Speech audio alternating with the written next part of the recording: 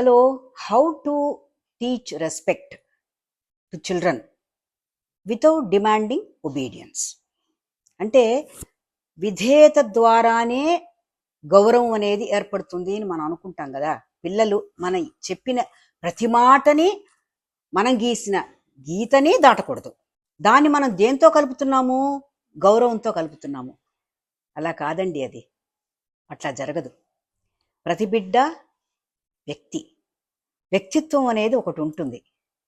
కాబట్టి మనం ఏం చేయాలి? ఆ స్కోప్ ఇవ్వాలి. చేస్తున్న పని మీద రెస్పెక్ట్ చూపించాలి. మనం మాట్లాడే మాటకి రెస్పెక్ట్ ఇవ్వాలి. చేసే కమ్యూనికేషన్కి దానికి ఇక్కడ వినాలి. వినడం ద్వారా రెస్పెక్ట్ వస్తుంది. ఫస్ట్ వినడము, తద్వారా రెస్పెక్ట్ని, గౌరవాన్ని తెచ్చుకోవడము. ఒక్కొక్కసారి ఏమవుతుంది, పిల్లలు విభేదిస్తారు.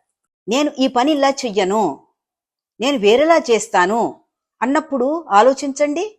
మనం చెప్పింది చెప్పినట్టుగా చేయటంలే, కానీ తన వ్యక్తిత్వాన్ని ప్రదర్శించి నాకు ఇంకో ఐడియా ఉంది, నేను చెయ్యనా అని అడిగినప్పుడు, మనం సరే అన్నప్పుడు మన మాటని వాళ్ళు రెస్పెక్ట్ చేసినట్టే.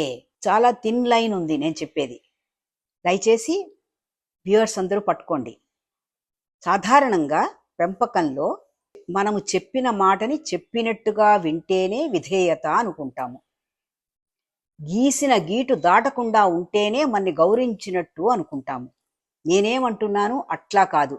ప్రతి బిడ్డ వ్యక్తే కాబట్టి చేస్తున్న పని కానీ, చెప్పవలసిన మాటని వినడం కానీ, అందులో ఏదైనా ఒక పాయింట్ ఆఫ్ వ్యూ డిఫరెంట్గా ఉన్నప్పుడు, అది అగ్రీయబుల్గా ఉన్నప్పుడు దాన్ని మనం గౌరవిస్తూ మనం గౌరవాన్ని నేర్పాలి. అక్కడ విధేయత ఇంకా ఉందండి. విధేయత లేకపోవడం కాదు, విధేయత ఉన్నప్పటికీ పాయింట్ ఆఫ్ వ్యూ డిఫరెంట్గా ఉంది, దాన్ని మనం గౌరవిస్తున్నాము. Through that we are also teaching respect. ఎలా ఎదుటివారి అభిప్రాయాన్ని గౌరవించాలి అనేది నేర్పుతున్నాము. రెండోది, ఆ తేడాతో కనుక పని చేసి చూపించినప్పుడు బిడ్డ దాన్ని మళ్ళీ మనము యాక్సెప్ట్ చేసినప్పుడు మళ్ళీ మనం గౌరవాన్ని నేర్పుతున్నాము. సో ఈ ప్రాసెస్లో differences opinion can be accepted. అది కూడా విధేయతే. ఎప్పుడు విధేయత అవుతుంటుంది?